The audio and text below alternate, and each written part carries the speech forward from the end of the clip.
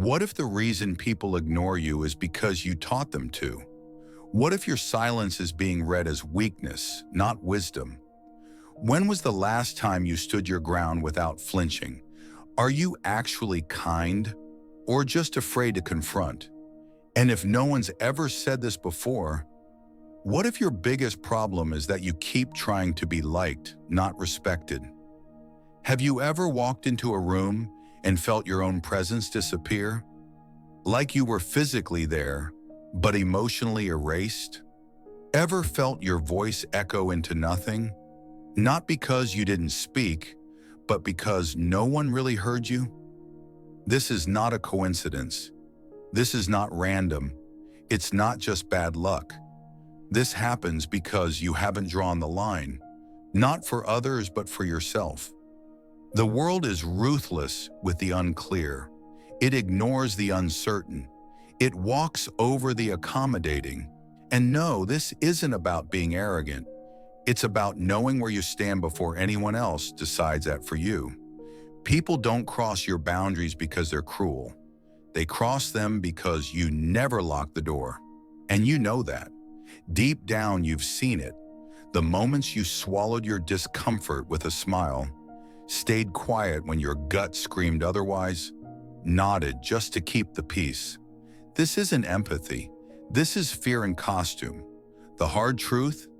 The world doesn't respect what you don't protect. And that's not on them, it's on you. If you feel disposable, overlooked, dismissed, it's because your internal structure is cracked. Think of yourself as a fortress. If the foundation's shaky, the whole thing collapses. You can quote every self-help book on earth, but if you don't practice emotional discipline, you're just painting over rot.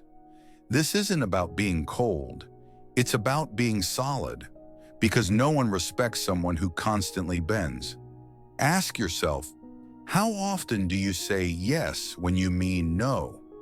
How many times have you let someone get away with disrespect just to avoid the awkward conversation? And every time you do that, every single time, something inside you shrinks. You might not notice it right away, but it builds. And eventually the people around you start noticing too. Noticing that they can get away with things, that your words don't have weight. And without realizing it, you've trained them to ignore you. Let's be clear, this isn't a personality flaw. This is a strategic failure.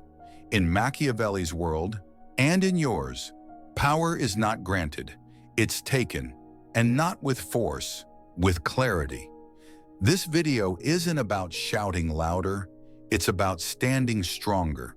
Because if your values shake every time you're challenged, they're not values, they're slogans. You become someone who exists just to react, not to lead. And it gets worse. The more inconsistent you are, the more invisible you become. Because inconsistency breeds distrust, not just in others, in yourself.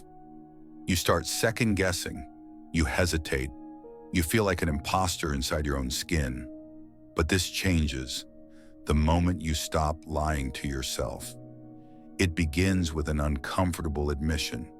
I've made myself weak, not because you're incapable, but because you've been avoiding the one confrontation that matters, the one with yourself.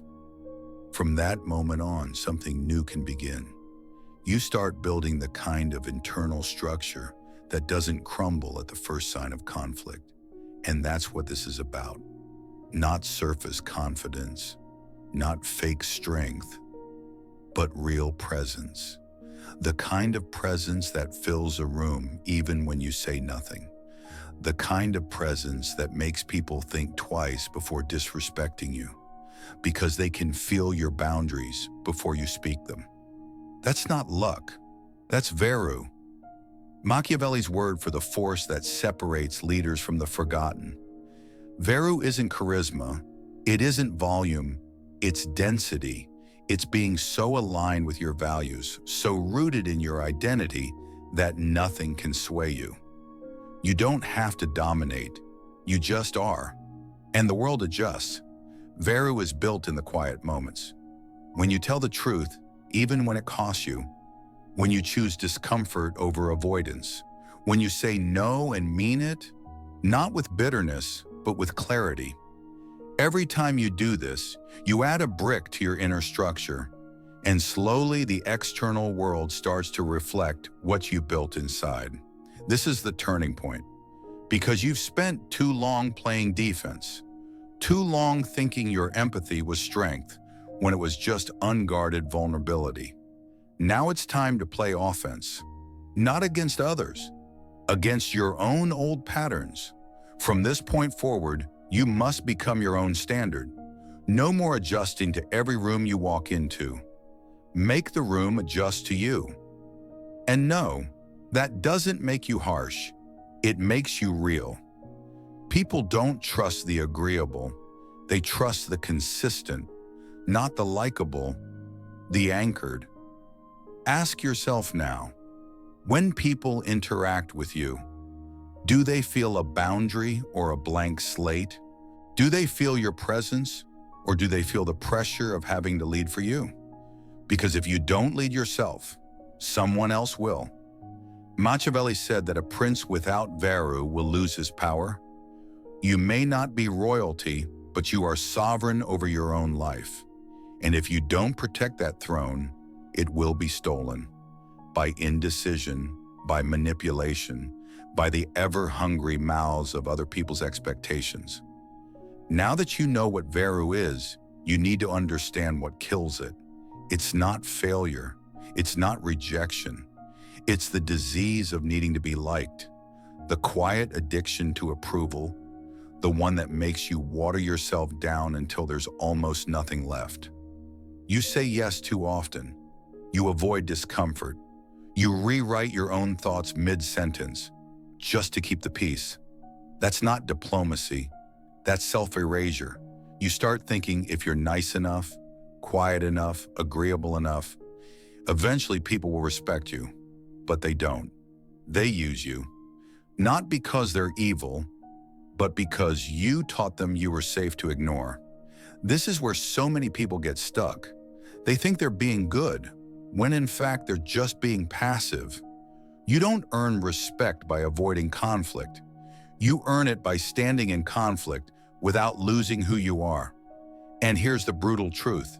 If everyone likes you, you are doing something wrong, because it means you've made yourself small enough to fit in every space, every situation, every expectation. You've become adaptable to the point of invisibility. What you need now is the opposite: definition. You need to become the kind of person who is so aligned with their values that you are willing to be disliked for them. Not because you want conflict, but because you won't sacrifice yourself just to avoid it. And here's where the real transformation happens. You stop reacting. You start choosing. When someone crosses your line, you address it, not with rage, not with drama, but with such calm certainty that the world takes notice. That's presence, not the loudest person in the room, but the clearest. Because clarity is magnetic. Clarity is power. Clarity is what separates people who exist from people who lead. And that's the final piece. Leadership, not over others, over yourself. Do you command your attention, your thoughts, your time? Or are you just reacting to whatever hits you next? True strength isn't about appearing fearless. It's about being unshakable, even when you're afraid. It's the ability to move forward with integrity when everything in you wants to hide. So let me ask you, when was the last time you held your ground without explaining it? When was the last time you said no and didn't apologize for it? If your answer is, I don't remember, you already know why respect feels so far away. But this can change, and it starts here. You stop chasing validation. You stop waiting for someone to finally recognize your worth, and you become the person who doesn't need recognition to know their value. Machiavelli wasn't talking about brutality when he wrote, It is better to be feared than loved. He was talking about authority, the kind that comes from within, not fear as in threat, but fear as in reverence. The kind that happens when someone senses you have something solid inside of you, that you're not easily shaken, that you don't break under pressure, that your truth isn't up for negotiation. That is the energy of someone who commands respect without ever needing to raise their voice. And that's what you are building now, brick by brick, boundary by boundary, truth by truth. You are reconstructing yourself. And yes, it will hurt. You will lose people. You will make others uncomfortable. But in return, you will gain something that no applause or approval can give you: self-respect. And once you have that, the external respect will follow. Not because you begged for it, but because you embodied it. This is your moment, not for motivation, for mastery. You already know what doesn't work. You've lived it. Now you have a choice. Will you keep shape-shifting just to be tolerated? Or will you stand unshakable, undeniable, and unforgettable? The world isn't waiting for another agreeable face. It's waiting for someone who means what they say and lives like they mean it. That person can be you, but no one's going to hand it to you. No one's coming to fix it. It's your responsibility, your structure, your presence. Take it seriously, because in a world that overlooks the fragile, the unclear, and the inconsistent, only the solid survive.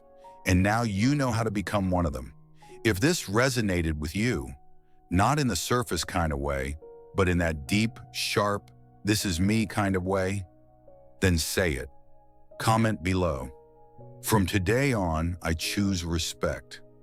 Not because it's a mantra, but because it's a contract with yourself. This is the beginning of something different.